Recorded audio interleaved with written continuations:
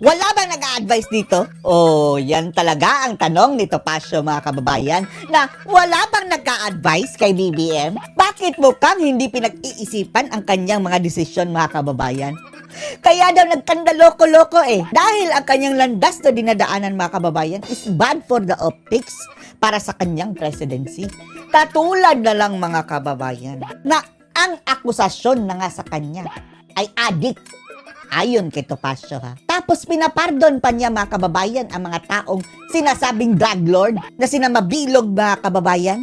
Di ba yan ang sabi ni dating Pangulong Duterte? Narco-politician yan sa Mabilog. Nakalabas si Kerwin Espinosa. At ngayon naman mga kababayan, ang Saba, si Saba de Lima, ang dakilang nilagang Saba, ay gagawin na namang prosecutor mga kababayan laban kay VP Sara.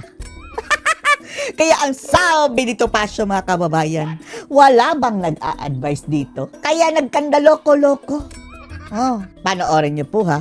Inaakusahan ka na nga na adik, di ba? Oh, inaakusahan ng addict mga kababayan.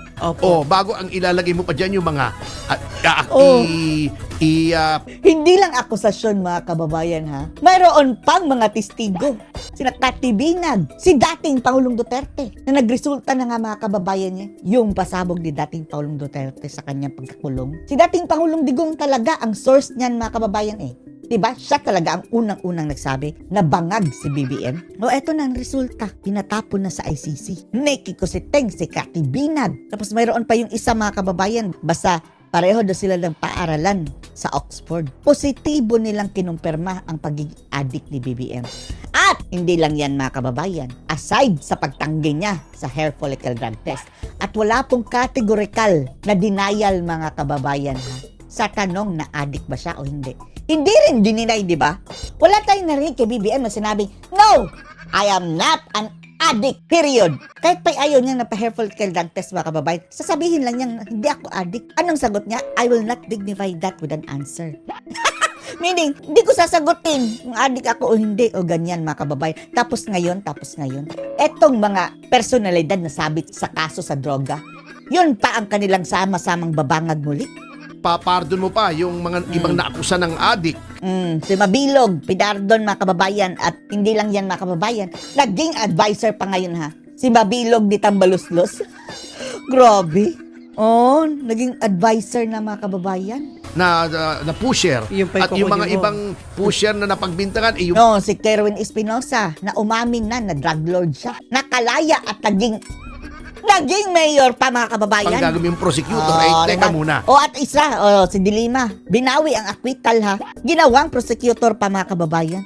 Ano ba yan? It may be legally correct, pero yung optics Bad for the wala ba optics. nag-a-advise dito? Kaya nagkakandaloko-loko Kita mo, ang nangyari ngayon sa senatorial, napahiya sila. Napahiya.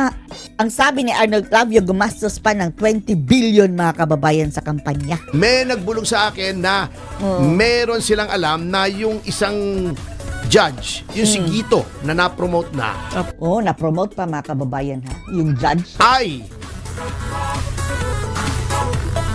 estudyante ni Senator De Lima. Dilima. Hindi ba yan mga kababayan? Conflict of interest? Mayroon na silang prior connection mga kababayan Bakit sa kanya napunta ang mga kababayan kaso? O ngayon sinupalpal ng Court of Appeals mga kababayan ang conviction. Kaya gusto noong team na pinangungunahan ni Sunny Ocampo, Prosecutor Sunny Ocampo, magaling itong team na nag-prosecute kay Laila De Lima, na mag-inhibit o bitawan ng huwes. Kasi nga, baka may Hindi lang bitawan, dapat kasuhan din ang huwis na yan mga kababayan dahil ang sabi, grave abuse of discretion. prejudice. Ayun. Pinigil ng isang opisyal sa DOJ kasi nga, naging kakampi na nila si De Lima. Ayan, kitang-kita nyo naman, very clear. Number one. Kasabwat din ang DOJ pala. Dahil pinang-inhibit yung judge, dapat mga kababayan pinigil ng DOJ. Grabe no? Yan ang hustisya sa Pilipinas mga kababayan. Na nagsasalita. Hindi, saka nung siya ay nung nakitang may isang seat siya, yung mamamayang liberal, Mamamayang liberal ML mga kababayan. nasabi niya, Manang Laila daw yung yung Manang talagang Layla o Manang Laylay. ibig sabihin, Opo. ay agad siyang niyaya ni Speaker na maging bahagi ng panel. Oo nga mga kababayan, hindi pa nga nakaupo mga kababayan. Inalok agad ni tambalos-los na maging aso mga kababayan. Oo, kagatin mo ang mga Duterte. Ng prosecutors Ang mga para sa animal na impeachment to. case ni Ni President Martin Romualdez, yan ang sabi ni Amy Marcos dahil ang nagpapatakbo daw ng bansang ito ngayon is Romualdez at Araneta. Kumusta na kaya si Admiral mga kababayan? Anong update ni Admiral? ni Sara Duterte. So, obvious na yung mga kalaban nila ngayon Kampi-kampi. dahil lang kalaban ni Duterte, kinakampian din nila kahit The enemy of my enemy is my friend. hindi manalo-nalong senador at na-charge ng drug trafficking. Oh, na-charge. Diba naman, ang dami-dami naman prosecutors. Kung gusto mo, inaakusahan ka na nga. Kaya nga, ang dami-daming iba dyan, mga kababayan. Si Dilima talaga. Bahala na. Mas okay nga yan, mga kababayan. Pabor yan kay Sara dahil yan si Dilima, wala na yung kredibilidad. Na addict, Oh, di ba? bad for the optics ito kay BBM. Inakusahan ng addict ba kababayan? Tapos yung pinagkukuha pa ng tao ng kanya mga kakampi, mga sumabit sa kaso ng droga. Opo. Bago ang ilalagay mo pa dyan yung mga papardon mo pa yung mga ibang naakusa ng addict Si na Mabilog. pusher Yung pa at yung mga kukunin mo. ibang pusher na napagbintangan yung panggagawin yung prosecutor. Teka muna. It may be legally correct pero yung optics wala ba nag-a-advise dito? Kaya Walang nag-a-advise kay BBM. loko-loko kita mo, ang nangyari ngayon sa senatorial, napahiya sila. Yun ang Anyway, problema. eto naman Anyway. kay Tolentino, Isa pa yan. Isa pa yung traitor na yan. Nakarma na mga kababayan. tingin ko hindi natuwa yung mga tao na siya ay bumaliktad laban kay Pangulong Duterte. Kung nag-PDP laban lang sana yan si Tolentino mga kababayan, malamang mananalo pa yan. Balimbing Hindi niya binago ang kanyang ugali mga kababayan, kaya nakarma. Kaya di ba nung unang Magkasama tumakbo sila. yan, olats Opo. So, ibig sabihin, medyo mahina siya talaga. Opo. Pangalawa, nakasilat dahil sumama kay Duterte. Bago, noong wala na si Duterte sa poder, bumaliktad naman. Kay Duterte lang siya nanalo mga kababayan. Yung sumama yan kay Panot, talo. Sumama kay Ngag-Ngag, talo. Sumali sa party in power, akala niya yun ang magiging susi para siya ay mahalal muli. Nabwisit sa kanya, yun. Ayun. Nagkamali advisor. Yung tol niya naputol. Tol, naputol. Yang Hala, naputol. Putol. Putol. Buti nga. Si Manny Pacquiao, ganun din. di ba? Ganon din si Pacquiao mga kababayan, yung mga traitor. Ay, nako. At yun na lang mga kababayan, yung abilidad na lang ni Pacquiao. Ay, Diyos ko. Alam nyo, naglulundag ako sa tuwa mga kababayan sa pagkatalo ni Pacquiao. Talaga.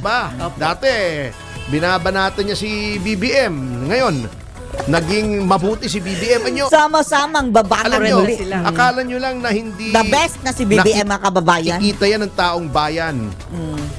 Ayaw ng Pilipino yung balimbing. Dapat consistent. Traidor. Yung talagang traidor mga kababayan. Ayaw na ayaw niya. Kahit sinong tao. Opo.